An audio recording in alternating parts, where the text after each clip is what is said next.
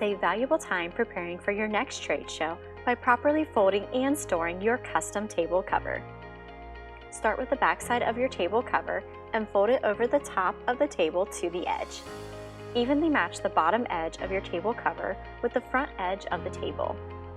Be sure to smooth out the table cover with every fold to help prevent wrinkles from forming. Repeat the process with the front side of the table cover, matching the edge to the back of the table.